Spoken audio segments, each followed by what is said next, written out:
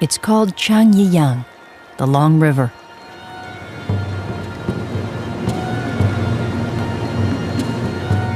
For thousands of miles, the Yangtze winds its way through the heart of China, past monuments to the world's most enduring civilization. Preserved here are the enigmatic symbols of a culture so old it reaches back 2,000 years before the time of Christ.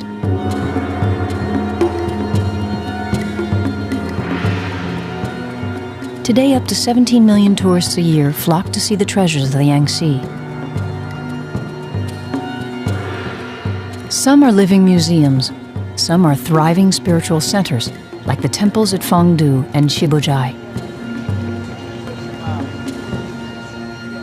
Others are lost cities ruined by the passage of time. Yandu was at the height of its power before Columbus arrived in the New World.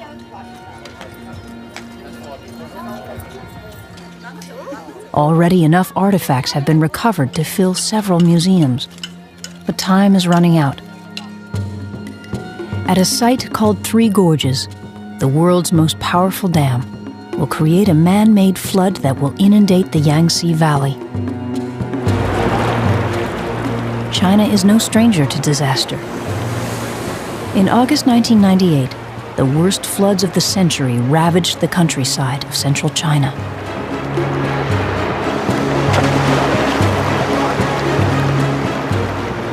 The Chinese army tried to rescue an area the size of New Zealand and failed.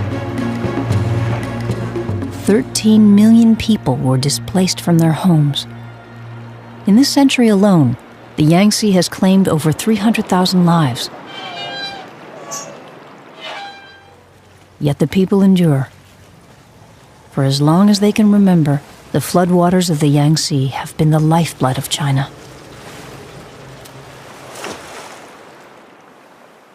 The Long River begins its journey in the high plateaus of Tibet.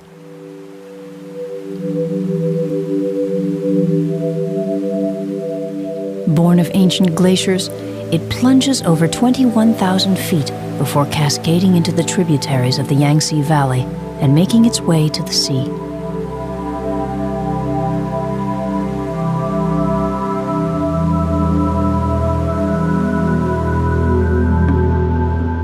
Nearly 4,000 miles long, it ranks third after the Nile and the Amazon.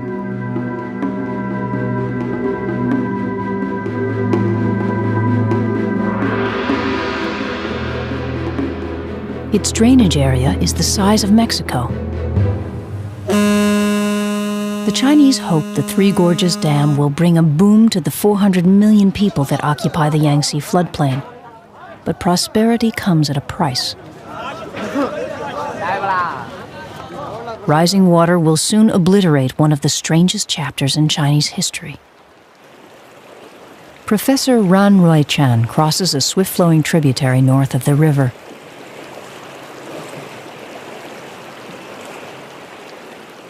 Each step takes him closer to an archaeological mystery.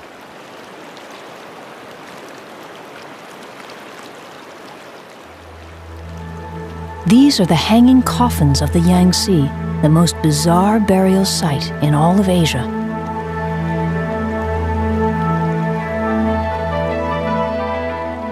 Some coffins contain the bodies of up to 3 people, but no one knows for certain who put them there or why.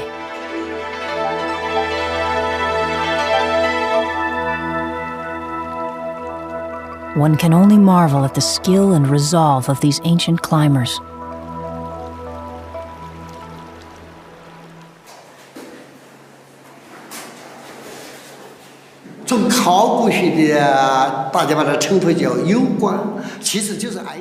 How did they move the coffins up there? Even with our modern technology today, it is very difficult. Even monkeys would find it difficult to climb up there. Nobody knows how to solve this mystery.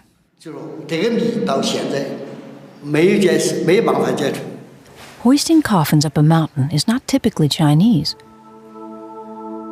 It could be the work of a little-known culture called the Ba that first settled along the Yangtze over 4,000 years ago. This boss sword, made of bronze, carries the image of a tiger, an animal they probably worshipped. Whether its makers had any links with the hanging coffins may never be known. The coming flood will wash away the clues.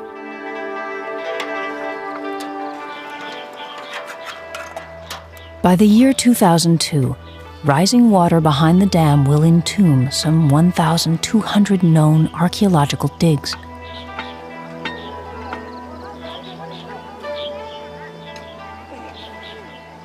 Another 8,000 unexplored sites, likely filled with priceless artifacts, will also vanish. The flood will not be nature's doing, but man's attempt to control it. In 1994, engineers launched China's most ambitious construction project since the building of the Great Wall of China 2,500 years ago.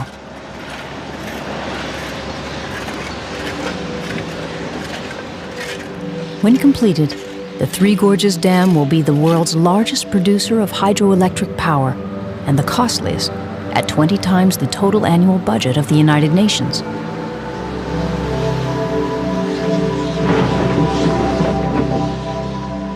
In concrete alone, the dam will consume 26 million tons, enough to build 44 of Egypt's Great Pyramids. The project is designed to control flooding on the lowlands downriver and provide enough non-polluting energy to propel China into the 21st century.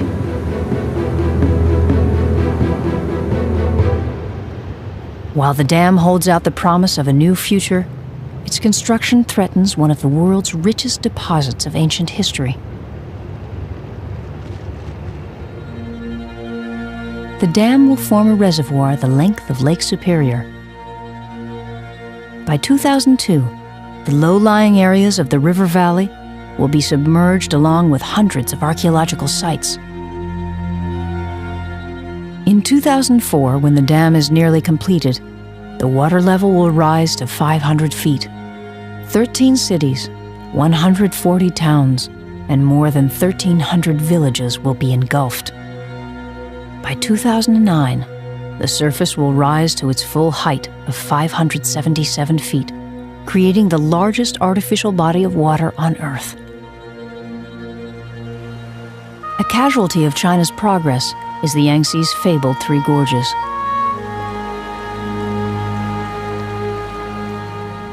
As the river slowly rises some 70 stories high, their splendor will diminish with every foot.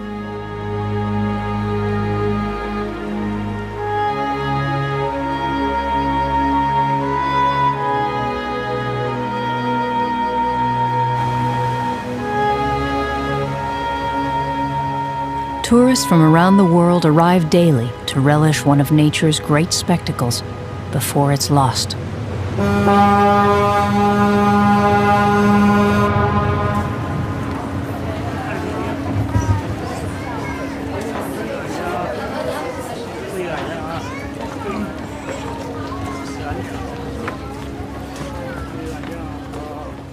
Riverboat Captain Tan has worked on the Yangtze since he was 11. Now 65 years old, he is skipper of the White Swan, which carries wealthy passengers through the gorges. After half a century spent on the river, Captain Tan is about to retire. This will be his final voyage through the gorges as he has known them. It takes a lifetime of experience and ceaseless vigilance to survive the Yangtze. In order to be safe, you must know the riverbed, the size of the boat, and the water level. And you must know if the boat can go through the channel. If you don't consider all those factors, life will be lost.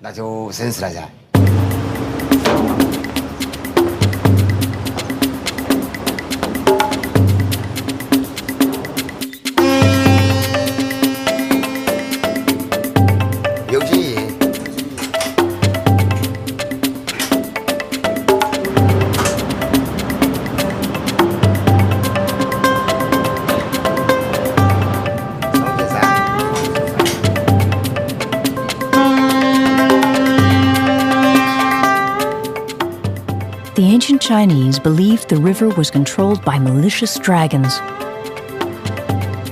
From commanding temples above the Yangtze, poets wrote tales of lost kingdoms and mighty battles with serpents. But now there's a new dragon, one that pits the raw power of the future against the cultural legacy of the past. Dr. Yu Wei Chao is the former director of the Beijing History Museum. In the Three Gorges area, there are over 1,200 ancient sites, above ground and underground. They have great historical value, especially regarding the Ba race. These were a people who were extremely brave in war, but who loved dancing and singing as well. We hope to understand more about the Ba culture before it gets completely washed away in the flood, so we can share it with the world. This is my dream. As early as the 1950s, archaeologists found traces of an ancient people on the fringe of the Yangtze River basin.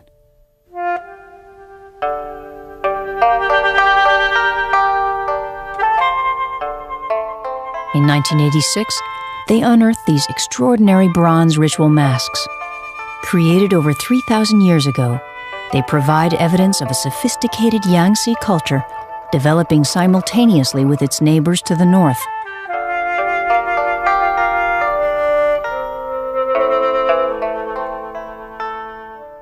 Today, the region has been identified as a vital cultural hub, a new unexplored center of civilization. Archaeologists gained a stunning view of Yangtze culture when construction began on the Three Gorges Dam. The entire island of Zhengbao was slated for destruction.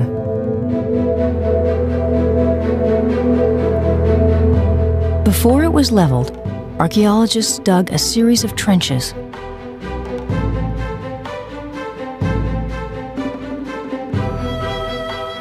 A few feet down, they hit pay dirt. Ba period pottery was everywhere. When the pots were reassembled, their eccentric shapes and abstract decorations revealed an imaginative and enigmatic people. These unusual symbols appear to be a new language, but so far no one has been able to crack the code.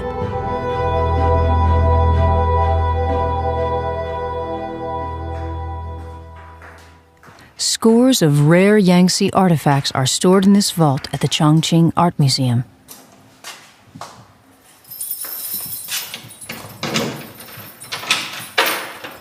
The security system is so secret, no film crew has ever been allowed inside until now. To conceal the array of sensors, filming was confined to only one angle. Most of these objects have yet to be studied in detail.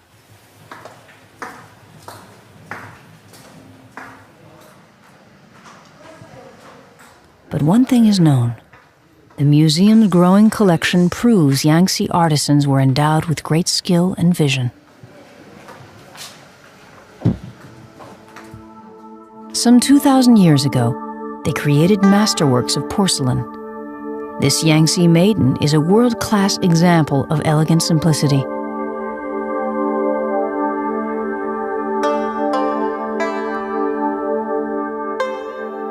This ornate belt buckle depicts a rhinoceros, an animal experts say inhabited southern China centuries ago.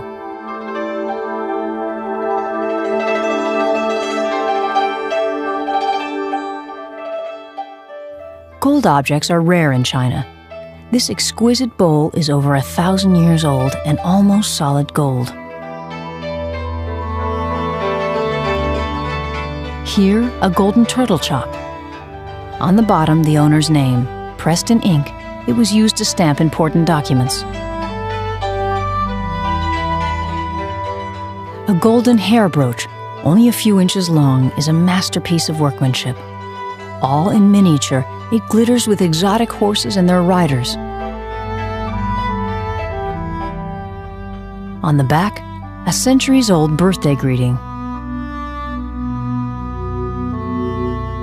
Bronze chimes may have been used to warn of enemy attacks. The Chinese valued the strength and versatility of bronze above all metals. Reassembled here in the Yangtze city of Wuhan is a monumental set of 64 bronze bells unearthed in 1978. Made 2,400 years ago, this amazing instrument weighs almost 3 tons. The style of the instrument conforms to the fashions of north-central China.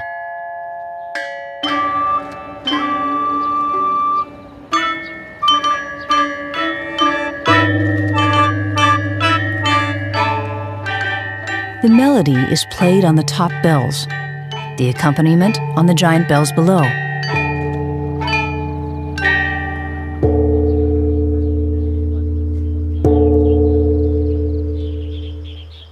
Clearly, the Yangtze people were in contact with cultures hundreds of miles away. Once the Grand Canal was linked up with North China in the medieval period, the Grand Canal and the Yangtze River formed the greatest trading community in the world until the rise of capitalism in the 17th and 18th century. 4,000 years ago, the Egyptians were painting their tombs when the Ba people painted the curious symbols on their ceramics. And Yangtze artisans were already casting bronze weapons when the gladiators first appeared in Rome's Colosseum.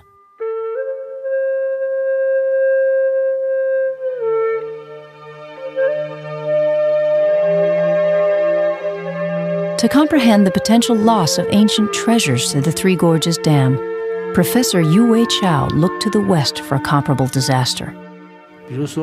In southern Italy, the ancient city of Pompeii, which was destroyed by a volcano 2,000 years ago, can still be visited, even excavated today. However, the very soil in the Three Gorges area will be scattered and gone once it comes into contact with water from the flooding. It will be gone forever. It is an irreparable loss, and we must do our best to save it.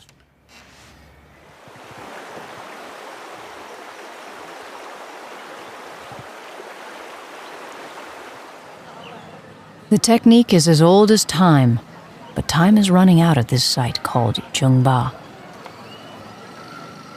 Situated on a small island in the middle of a Yangtze tributary, it can only be excavated during the dry season in spring.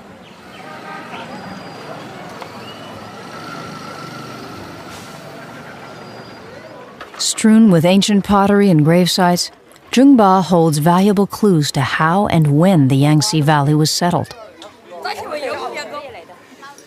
But to find them, workers must remove hundreds of tons of soil by hand.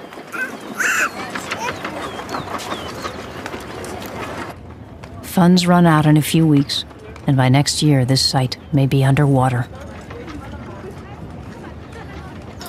It's an archaeological nightmare that haunts the entire Three Gorges area. The cost of building the dam is $28 billion, but less than 1% of the budget will go to saving cultural treasures.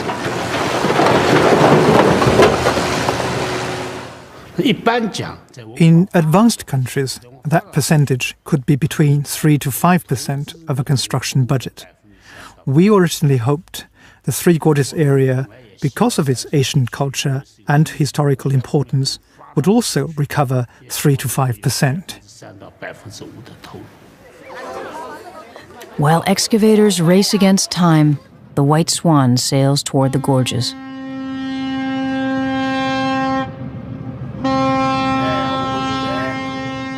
For Captain Tan, the river, its rocks and silt-laden waters evoke a more recent history. Beginning in the late 1700s, British traders flooded China with opium.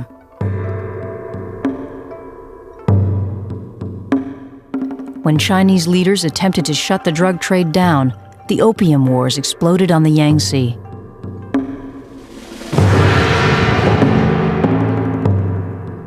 British gunboats quickly destroyed the Chinese fleet, opening the way for other European traders. The Chinese bitterly resented the invaders, but they made an exception for one man. A young English navigator named Cornell Plant fell in love with the Yangtze and its people. By 1920, he had plotted every turn in the river. His handbook on navigation would save the lives of countless foreign and Chinese sailors.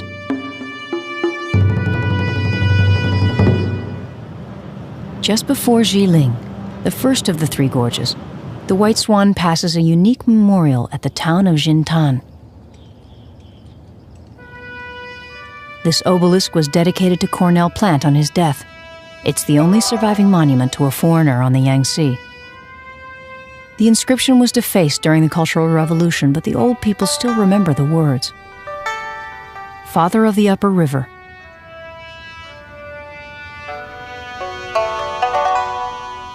This simple column will vanish, along with the entire town of Jintan, when the dam comes and the flood reaches its ultimate height of 577 feet. Even though the water is still years away, the people have been ordered to tear down their homes and businesses now. Eventually, 1.3 million will be uprooted.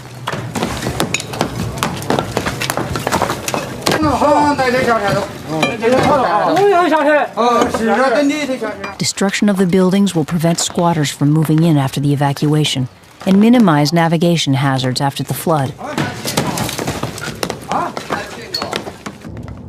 The population will be relocated to a modern housing complex under construction above the water level line.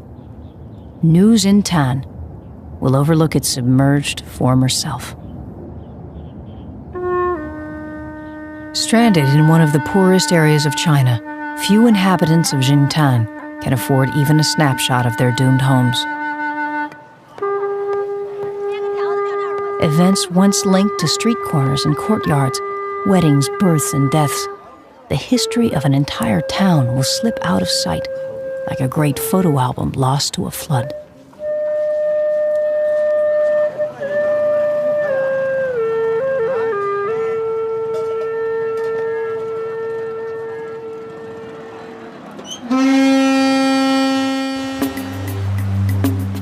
Captain Tan and the White Swan now pass through Jiling Gorge.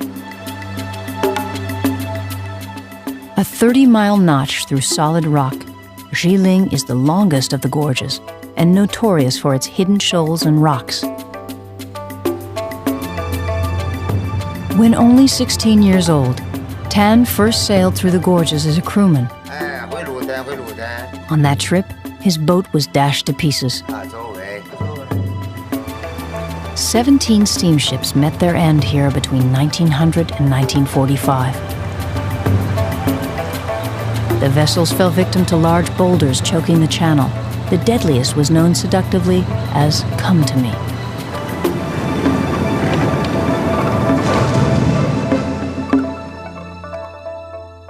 The Yangtze is the wellspring of Chinese mythology. The ancients thought its jagged peaks resembled gods and heavenly guardians. The great beauty of the river lured generations of poets and mystics to the magnificent temples that dot the hills around the three gorges. Overlooking the port of Fengdu is a shrine called the City of Ghosts.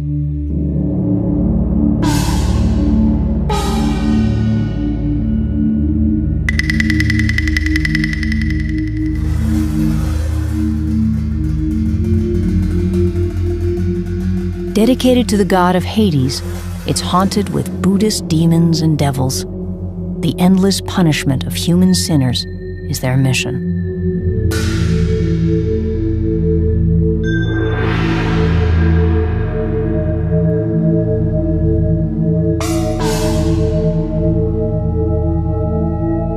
According to legend, the tortures that awaited the wicked in hell were reported by inmates who were allowed to return to life.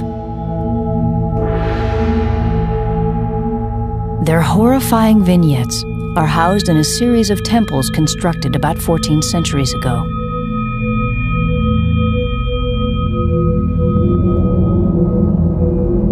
The City of Ghosts will survive the flood.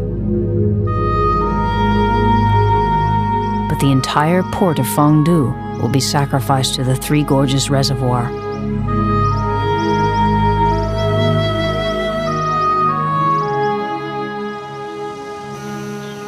Saving less fortunate temples has become the daunting task of Chinese architects. Downriver from Fengdu is the magnificent temple called Shibuze, or Stone Precious Temple. The temple's most breathtaking feature is a towering pagoda.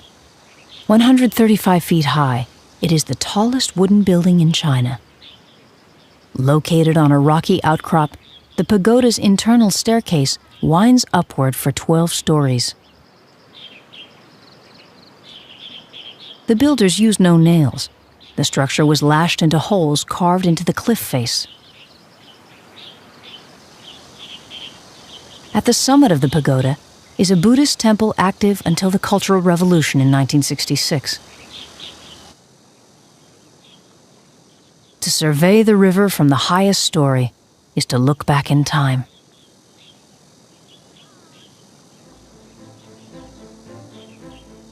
While the dam will engulf the town below, officials hope to rescue the complex with an ambitious project.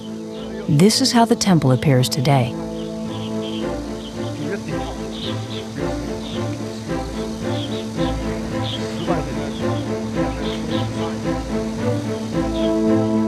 To save it, plans have been drawn to build a massive wall around the base of the pagoda.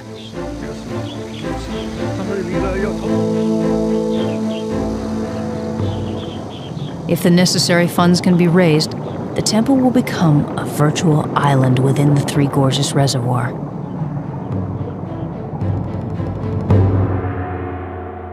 "80 miles downriver is another monumental challenge. Zhangfei Temple commemorates the period between 220 and 265 AD, when 3 separate states ruled the Yangtze River area. Zhang Fei was a heroic general in the state called Shu. Zhang helped purge the land of corruption, but was ultimately murdered by his treasonous officers. In the 1960s, Mao's Red Guards ransacked some of China's most sacred places. Not only was Zhang Fei's temple threatened, but also its collection of some of the greatest calligraphy of the Yangtze. Such historical treasures suffered damages and destruction during the Cultural Revolution. So to save these cultural relics, intellectuals here wrote Chairman Mao's quotations on the reverse sides. No Red Guard would dare destroy the thoughts of Mao, so the priceless tablets of Zhang Fei Temple survived. This 156-meter line indicates where the water level will lie in just 5 short years, unless millions of dollars can be raised to rescue the temple from the reservoir.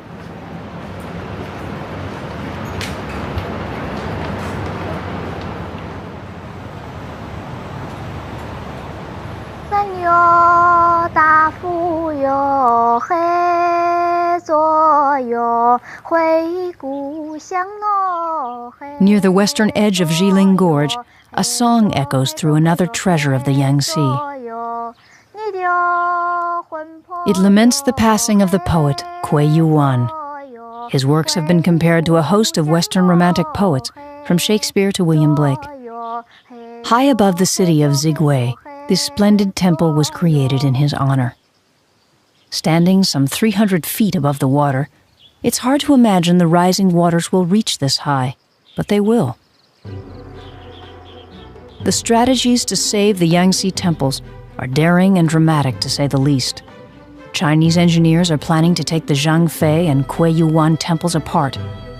Piece by piece, wall by wall, they will be reassembled on a higher ground, a feat that demands extraordinary skill and determination.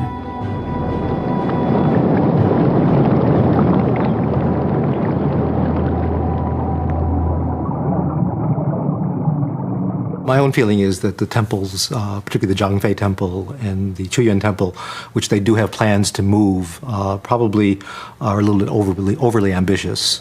Given the logistics of that area, there are no major roads, river traffic is uneven. It'll be very difficult to take apart those temples and then reconstruct them within the time limits that they've set up. Other temples will be lost forever.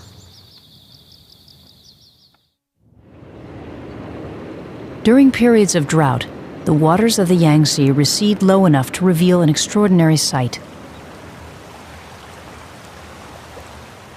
This rare archival footage of White Crane Ridge documents a bar of sandstone covered with stylized carvings of fish. The eyes of the fish mark low tide.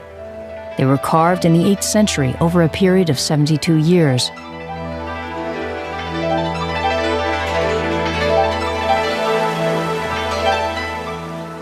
Additional inscriptions provide a detailed record of times of drought. A clue to the whims of ancient climate, they span 1,000 years.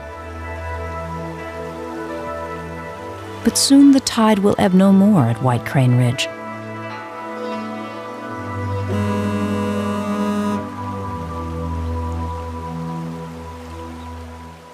While his passengers sleep, Captain Tan charts a course from Zigway to their next destination.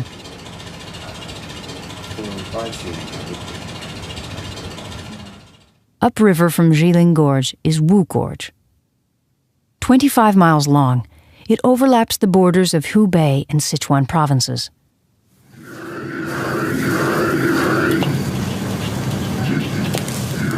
By lunchtime, the White Swan has tied up just outside the gorge to take on fuel.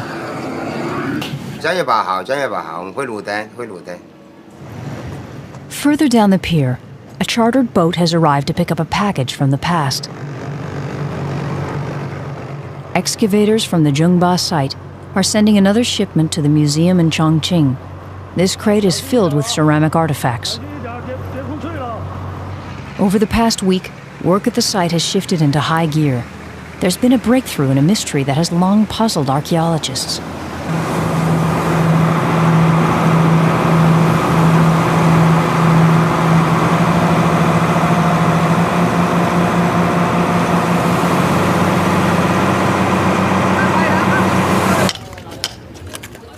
None of the pottery at Zhengba is the same age. Instead, it spans thousands of years, suggesting the site was continuously occupied. The buildings of one culture were constructed on the ruins of another, making Zhengba a layer cake of Yangtze history.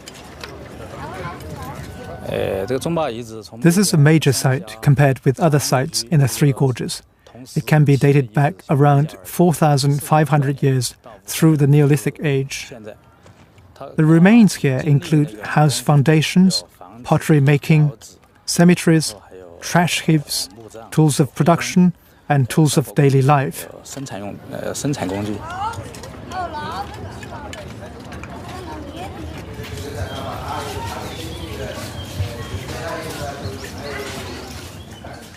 At a makeshift conservation area, an array of rare ceramics are prepared for shipment.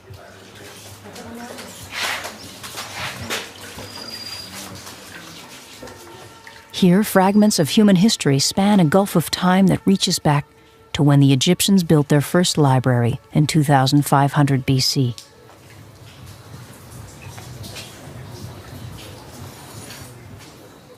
Multiply this handful of artifacts by 1,200 archaeological sites.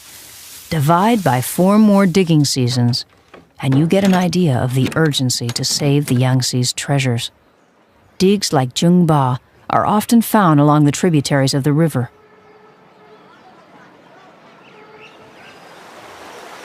None are more breathtaking than the Daning.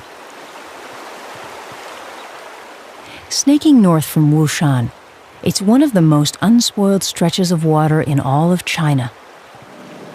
The river is a maze of shallow twists and turns.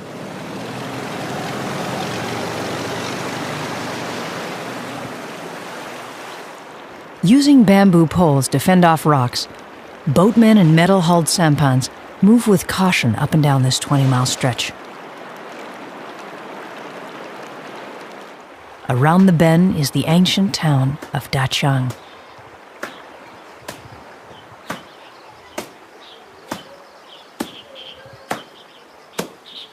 The region was first settled in the 3rd century AD, but the present town dates back 400 years. Relics of the Ming Dynasty, its buildings are some of the best examples of folk architecture in the Yangtze Valley. The Chinese consider Dachang a national monument, but sadly, none of it will be saved.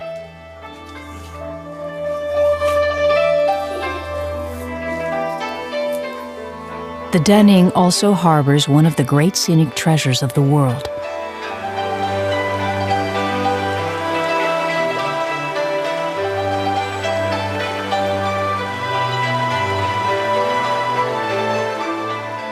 Like a miniature version of the mighty Yangtze, three little gorges are packed with imposing rock formations. When the dam is completed, the Daning will rise dramatically until its pristine beauty is engulfed under over 500 feet of water.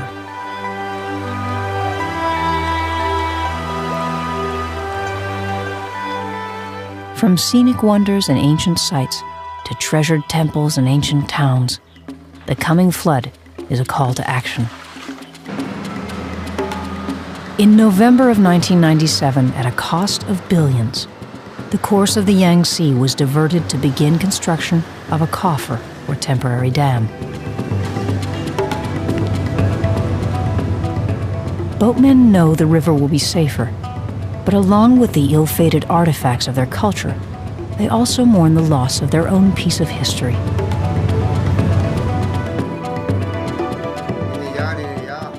Captain Tan and his generations are living testimony to the triumphs and tragedies of life on the Yangtze.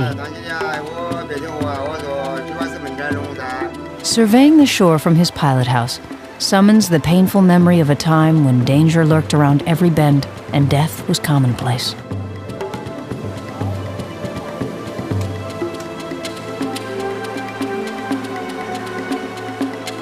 Here along the rocky edge of the river, an army of men and boys called trackers lived and died. Until the 1940s, when boats were powered by their own steam, vessels weighing as much as 120 tons were pulled upriver by human muscle. The river flowed fast, and the path was narrow. If you fell, you died.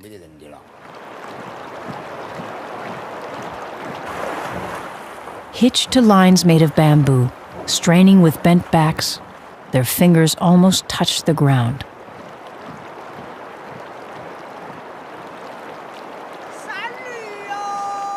As they pulled, they sang to ease the pain.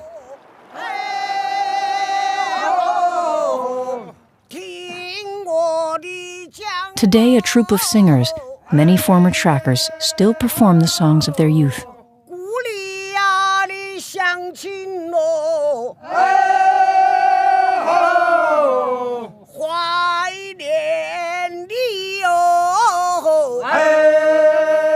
One in 20 boats were destroyed, but no one knows how many trackers were pulled to their deaths. The only monument to their sacrifice, the shore, will vanish with the coming flood.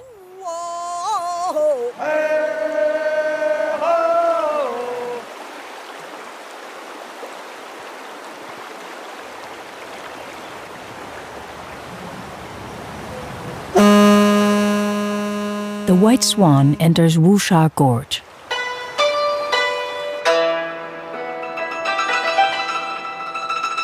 The most somber and foreboding of the three gorges, its steep walls and spire-like peaks block the sun most of the day.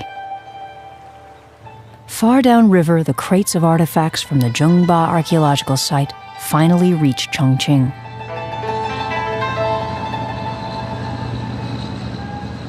Waiting at dockside to protect the treasures are security officers from the Chongqing Museum.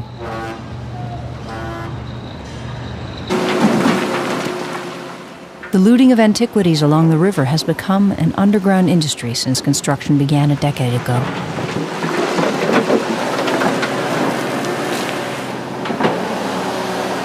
New roads opened the way for the lucrative trade.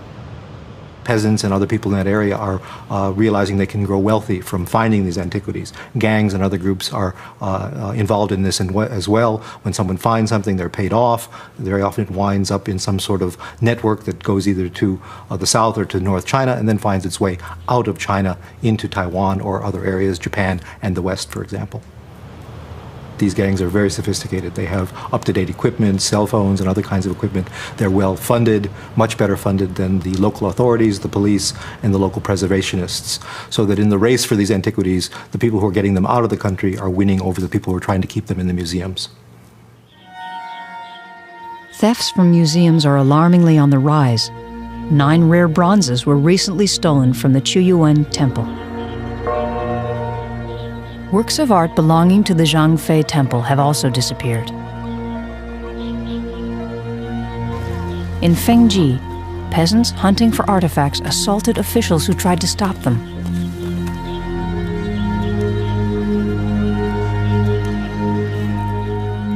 This rare bronze tree, dating from the 1st century AD, was allegedly stolen from a city near Three Gorges Dam.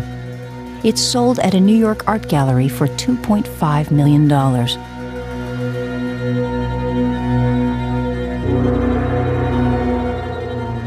Security officers throughout the region are in desperate need of funding.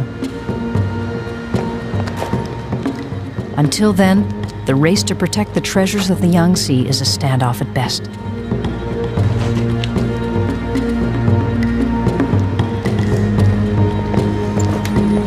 Here at the Chongqing Museum, the Zhongba artifacts are headed for the vault to join the overflowing inventory. Among them, Chinese scholars are finding new clues to the Ba culture. They think this urn-shaped object, called a chunyu, was used by the Ba to accompany war chants. It carries the distinctive symbol of the tiger. Some believe the tiger may also link the ancient Ba to a people called the Tujia. Today, the Tujia live in scattered settlements along the Three Gorges. Recognized as a national minority by the Chinese government, their folk groups still perform traditional dances and songs.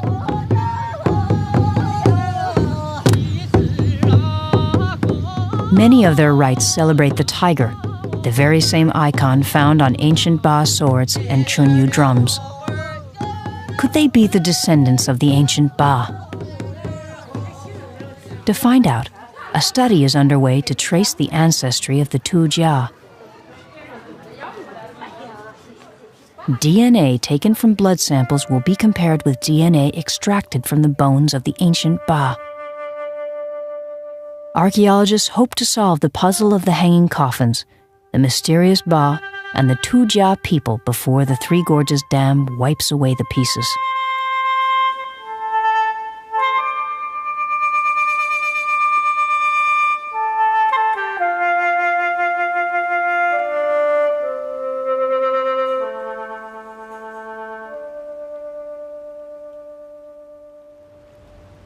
The White Swan now heads for the last of the Three Gorges, Kutang. Barely 5 miles long, it's flanked by steep cliffs and towering peaks.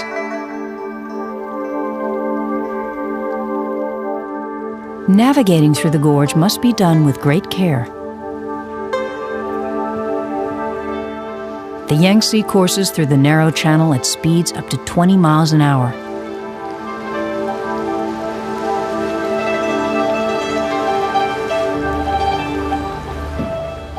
To warn ships away from hidden rocks, China maintains some 4,000 beacons along the middle and upper river, some in metal boats anchored to the bottom. Passage through the gorges is strictly controlled by a network of signal stations. As Captain Tan enters the rapids, he alerts a station just around the bend. All traffic is halted to allow the White Swan safe passage through the Narrows.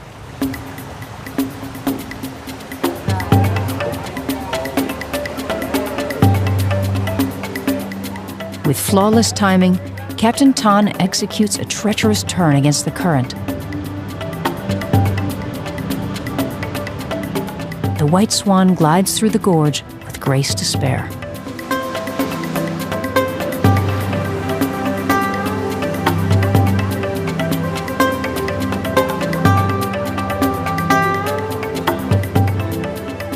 Passengers hardly notice the maneuver. They've fallen under the spell of the mountain soaring 4,000 feet overhead.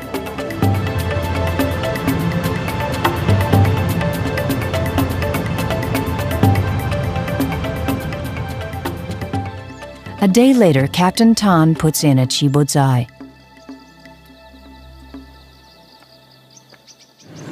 From there, he boards a small boat to a village called Kuchiko.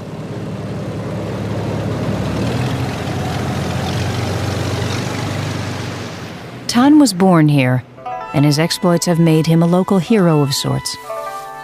He's come to see friends and relatives and visit the home he grew up in just one more time.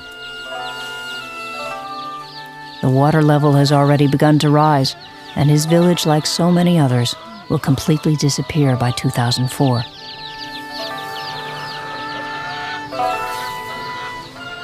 A Chinese poet wrote that a lifetime is like a finely spun thread. The thread that binds Captain Tan to his village and the river below are about to break. Tomorrow, his lifelong adventure will come to a close.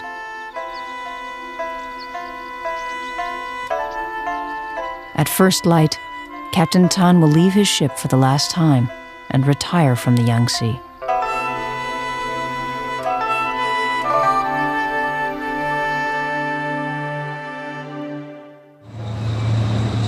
Until a new highway is completed, the river will provide the best pathway to the highly populated Chongqing.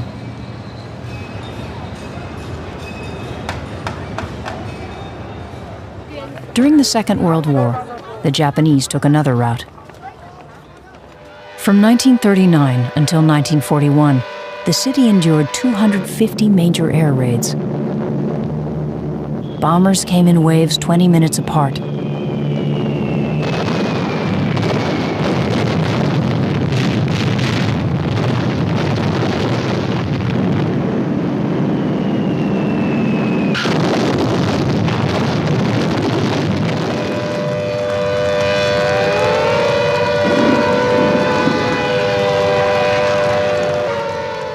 $200,000 Chinese died, many suffocated in shelters waiting for the rain of bombs to end.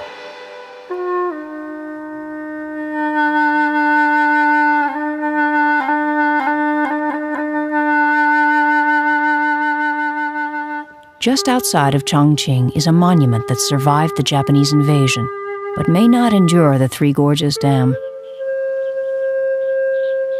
2,000 years ago, Buddhism flowed into China. A local Yangtze general ordered this statue carved from sandstone. Buddha sat at water's edge to allow boatmen to worship as they drifted past.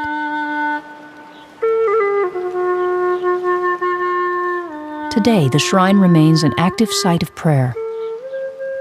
Many fear the dam and the coming flood will claim the statue. But in return, the government promises that by the year 2012, Chongqing will be the greatest port in all of China.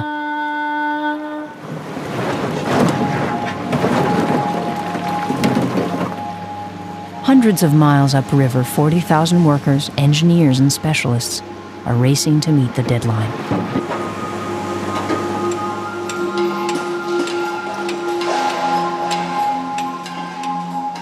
New cities are rising and a modern highway is under construction to anchor the Yangtze firmly to the 21st century.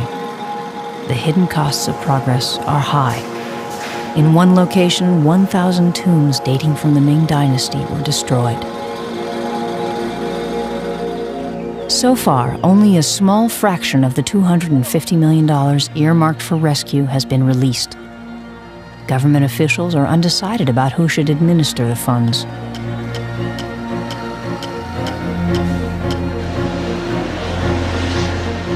While an army of construction workers rushes to complete the dam, a small but dedicated group of archaeologists continues the struggle to salvage the past. For now, countless treasures of the Yangtze await their fate. Whether the race to save them can still be won, only time will tell.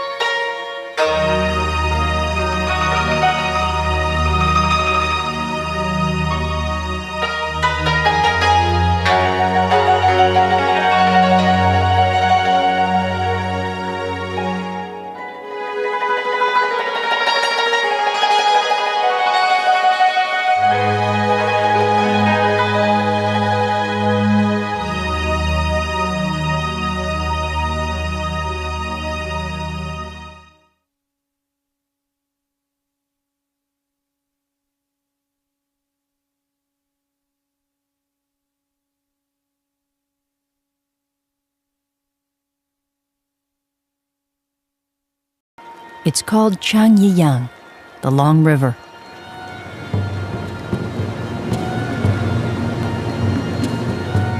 For thousands of miles, the Yangtze winds its way through the heart of China, past monuments to the world's most enduring civilization.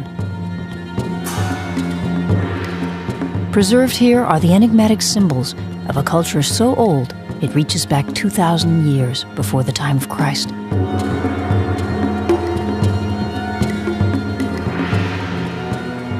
Today, up to 17 million tourists a year flock to see the treasures of the Yangtze. Some are living museums, some are thriving spiritual centers, like the temples at Fengdu and Shibuzhai. Others are lost cities ruined by the passage of time. Yandu was at the height of its power before Columbus arrived in the New World.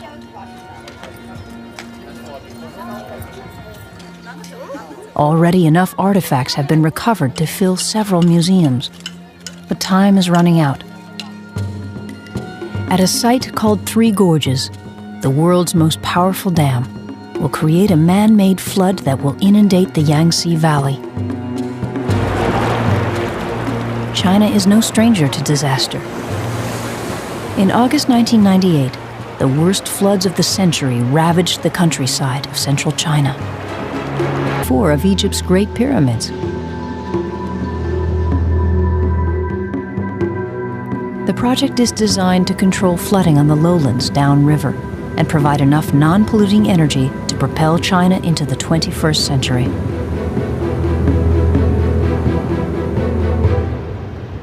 While the dam holds out the promise of a new future, its construction threatens one of the world's richest deposits of ancient history.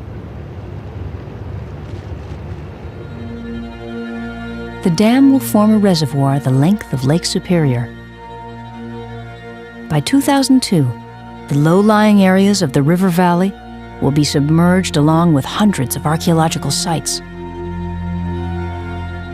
In 2004, when the dam is nearly completed, the water level will rise to 500 feet. 13 cities, 140 towns, and more than 1,300 villages will be engulfed. By 2009, the surface will rise to its full height of 577 feet, creating the largest artificial body of water on Earth. A casualty of China's progress is the Yangtze's fabled Three Gorges.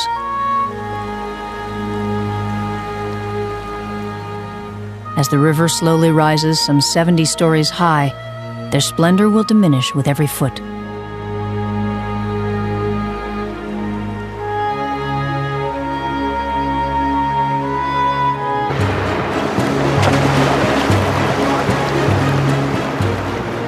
The Chinese army tried to rescue an area the size of New Zealand and failed. 13 million people were displaced from their homes. In this century alone, the Yangtze has claimed over 300,000 lives.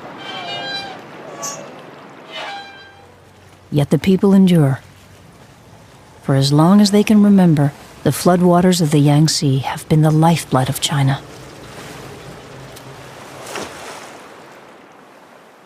The Long River begins its journey in the high plateaus of Tibet.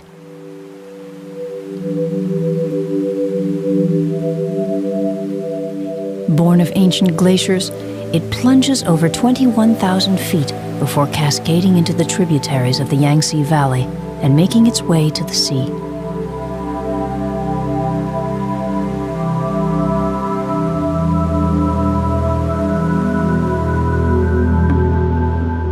Nearly 4,000 miles long, it ranks third after the Nile and the Amazon.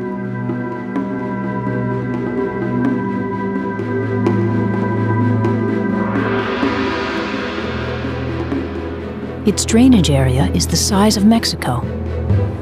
The Chinese hope the Three Gorges Dam will bring a boom to the 400 million people that occupy the Yangtze floodplain. But prosperity comes at a price. Settled along the Yangtze over 4,000 years ago. This Ba sword, made of bronze, carries the image of a tiger, an animal they probably worshipped. Whether its makers had any links with the hanging coffins may never be known. The coming flood will wash away the clues.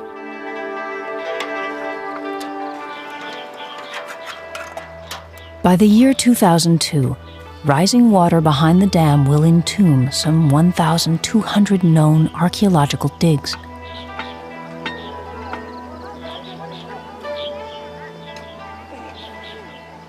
Another 8,000 unexplored sites, likely filled with priceless artifacts, will also vanish. The flood will not be nature's doing, but man's attempt to control it. In 1994, engineers launched China's most ambitious construction project since the building of the Great Wall of China 2,500 years ago.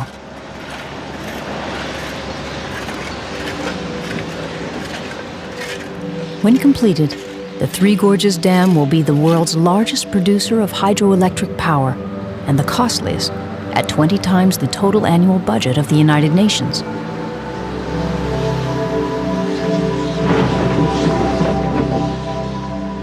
In concrete alone, the dam will consume 26 million tons, enough to build 40.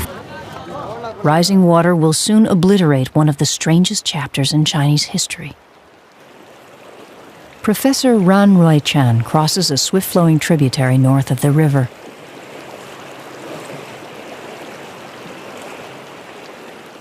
Each step takes him closer to an archaeological mystery.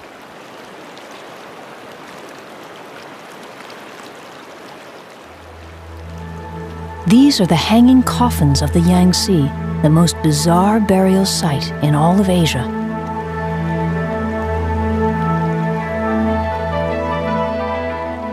Some coffins contain the bodies of up to 3 people, but no one knows for certain who put them there or why.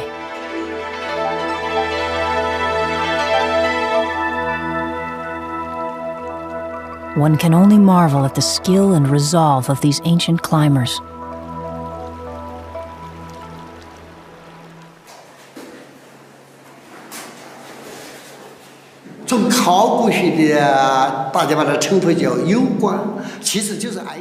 How did they move the coffins up there? Even with our modern technology today, it is very difficult. Even monkeys would find it difficult to climb up there. Nobody knows how to solve this mystery.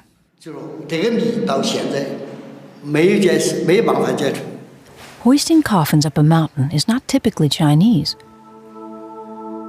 It could be the work of a little-known culture called the Ba that first